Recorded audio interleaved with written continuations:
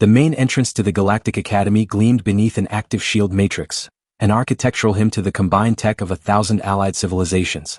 Akeem stood in the arrival queue, the twin sons of Nexus Prime splitting across her emerald scales.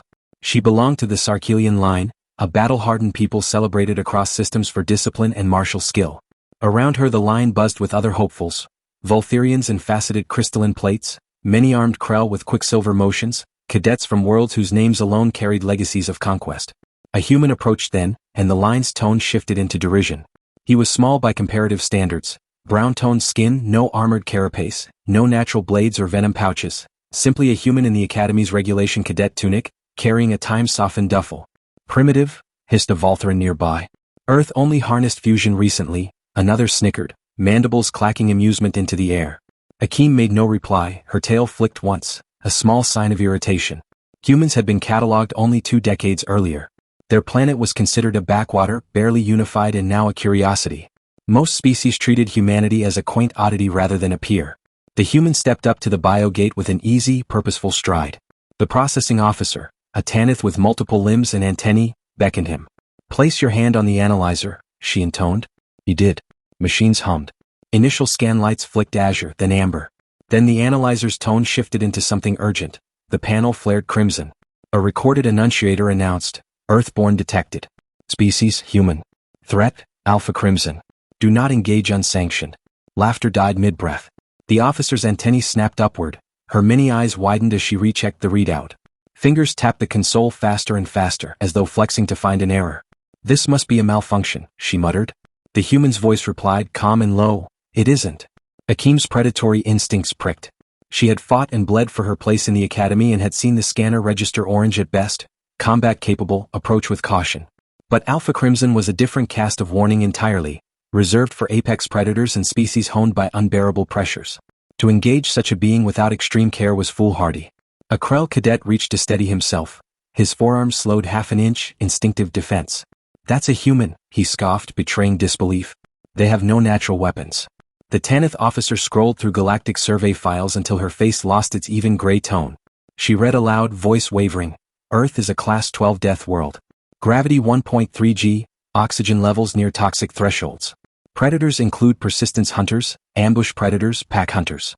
Dominant species evolved as persistence predators with pattern recognition gifts surpassing many AI benchmarks." Akeem felt her own scales tighten. Her home world ranked dangerous at Class 7. Earth's rating stunned her. The room hung on the officer's next words. "Humans," she read, "possess phenomenal endurance, the capacity to operate on scarce sleep during crises, powerful pack instincts that extend across species, pattern recognition in the highest percentile, and a stress response that heightens performance rather than shattering it. They don't freeze," the voice whispered, "they fight through." The assembled cadets went silent, a collective inhalation of unease. Silence thickened in the processing hall. The analyzer's crimson glow kept blinking, a stark badge on the human's entry record. The officer scrolled further until another notation appeared, a council memo. Humans, the memo warned, had only been starfaring some 20 years, yet in that short span they had forced resolution to 4 intersystem conflicts.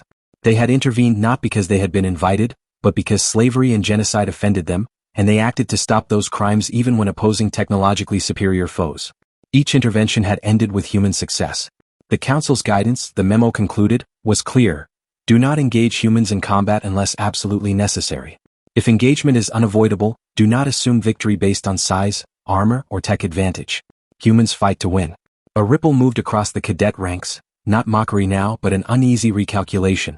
The Voltherian who'd been laughing earlier could not hide the small tremor in his mandibles. The Tanith officer, still trembling, switched the clearance flag and cleared the human for admission, her voice numerically neutral but visibly shaken as she waved him onward. The human, the one called Ver, took his duffel and walked through the arch, step steady and unhurried. He carried no swagger, only a quiet, locked focus. The crowd watched, perplexed, a wariness that read like a new gravity. Akeem's mind ran quick circuits. She had been raised to respect worthy opponents, not to fear them. The scanner's rating had set a different tone, yet the human's posture betrayed neither menace nor boasting. He simply moved as someone built to endure and to keep moving. She noticed details in his stance, weight balanced on toes, eyes flicking constantly, breath measured. There was method to his stillness, readiness, not arrogance. It was the stance of someone waiting to be tested rather than someone craving display. As he passed, the hall murmured, speculation sifting through the ranks like dust. Some cadets edged away, instinct guiding avoidance. Others stared in a new appraisal. Curiosity had replaced scorn in some eyes. Akeem decided something in that moment. Fear kept some cadets distant, yes, but she was Sarkelian, bred to measure challenge, to meet it. She would not shy from a capable foe. Verk paused at the threshold, then turned as if by chance. His face presented a small, almost imperceptible smile. Akeem seized that chance. "Wait," she called, voice cutting the chatter. He turned, eyebrow lifted in neutral inquiry. "Squad assignments are tomorrow," she said. "We should be on the same team." The request was straightforward. No challenge, no claim. The tiny smile spread into something warmer. "I'd like that," he replied. They walked onward together. Around them, other cadets watched the pair as they merged into the academy proper. Some with relief, some with envy, others with renewed unease. The analyzer's beacon still flashed behind them, a red reminder that had changed perceptions in mere minutes. The initial mockery had become a cautionary respect. Akeem had begun to understand there was more beneath the thin human tunic than anyone expected. A history of survival, of hard lessons learned on hostile ground. The galaxy had underestimated humanity's capacity to adapt, to overcome, and now the scanner had forced that reality into the open. Inside the academy proper, corridors unfurled like organized arteries connecting labs, classrooms, and training spires. Akeem and Ver moved through a tide of cadets, some absorbed in their own worlds, others stealing furtive glances at the human. The academy's reputation ensured no corner was quiet for long. The whisper of a human flagged Alpha Crimson spread fast. Yet Akeem felt neither alarm nor malicious satisfaction. She felt respect, the Predator's understanding of a capable opponent, and a new sort of curiosity about what forged a species so underestimated. On the walk, Ver's manner stayed quiet and measured. When Akeem glanced at him, she caught the way his eyes took in movement and geometry, not greedily cataloging for dominance but constantly checking for hazards and opportunity. He seemed used to counting steps and margins. Perhaps that came from environments where a miscalculation cost dearly. She thought of Earth as a Class 12 world. Heavier gravity, oxygen ratios that made other species cautious, predators that sharpened survival instincts over countless generations. That evolution produced beings tempered by pressure, quick to adapt and able to endure situations which would defeat more pampered species. Around them, cadets speculated. Were humans dangerous because biology made them deadly, or because they had learned strategies for survival that flew under the radar of conventional metrics? The Academy taught doctrine based on known attributes: force output, armor quality, tech integration. Humans seemed to append those expectations. Their lack of natural armor and absence of obvious weapons made systems assume lesser risk. But council notes proved those assumptions flawed.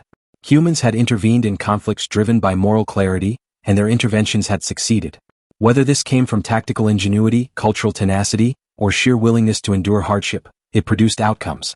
Akeem considered what that meant for squad dynamics. A team with a human could face unknown paths with steadier hearts. Theirs was not arrogance but the product of hard lessons. Improvisation where hardware failed, endurance when reserves emptied, and a kind of focused tenacity in dire straits. She thought of battles read in Academy records where numerically superior foes crumpled to less advanced but more determined defenders. The human was an embodiment of those contradictions. Ver shared little personal history as they moved. He seemed comfortable letting the Academy's halls speak around them. Akeem appreciated that restraint.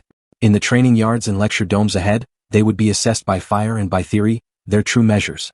For now, the quiet walk would seed opinion and rumor. Some cadets would steer clear, others would seek alliances. Akeem hoped for the latter. She had chosen a path that respected worthy competition. Being teamed with someone who had to prove himself every step of the way promised both challenge and honor. As they approached their squad assignment hall, Akeem glanced back at the processing gate through a window high above. The crimson light seemed distant now, but it had done its work. It cracked assumptions and demanded attention. The galaxy had peered down at humanity for years with a mixture of pity and curiosity. Now the gaze would deepen into a different lens, respect tempered by the knowledge that what you see aren't always the full margins of capability. Akeem adjusted her stance, readied for whatever assessment lay ahead, and felt, for the first time that day, a flicker of eager anticipation. The Academy had doors that tested more than strength. It examined who you were under pressure. She was ready to find out what made this human tick. Day turned toward afternoon, and the Academy's training rotunda filled with structured noise. The clang of practice blades, the soft recorded lectures leaking from open doors, the murmur of species exchanging tactics.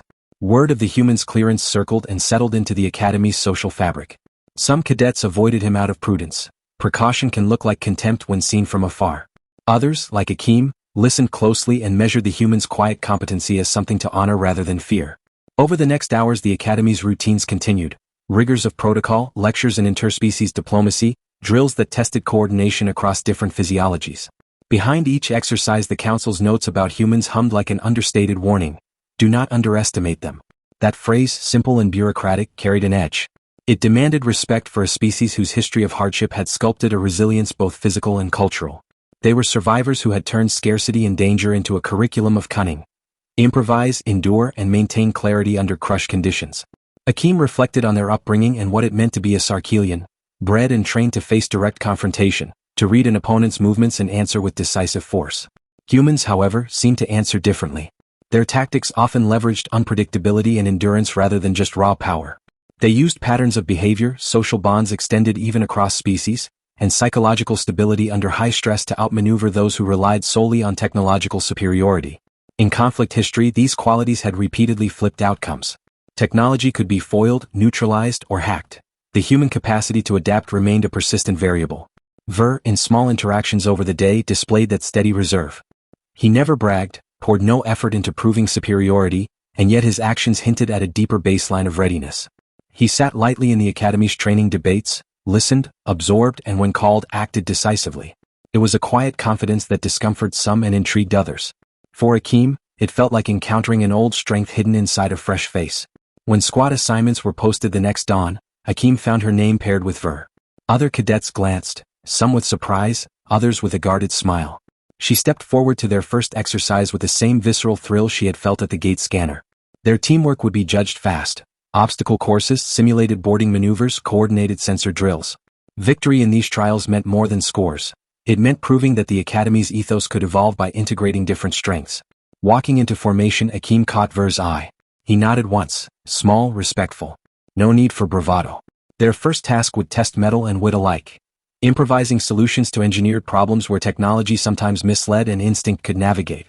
The Academy would watch, the Council's memos would be discussed in hushed tones, and the galaxy beyond the training walls might yet revise its view of humanity. For now, Akeem folded herself into the present and prepared to meet both challenge and potential ally. As they moved into the exercise zone, she thought, never judge a species by superficial traits. Judge them by what they've weathered to get here. Humans, she realized, had endured conditions far harsher than many species could imagine. Their path to the stars had been carved under pressure. That pressure produced a breed of pragmatism and hardiness the scanner had only hinted at. Akeem felt honored to stand beside such a being as they faced the Academy's tests together. The rest, history, reputation, myths, could be rewritten in action.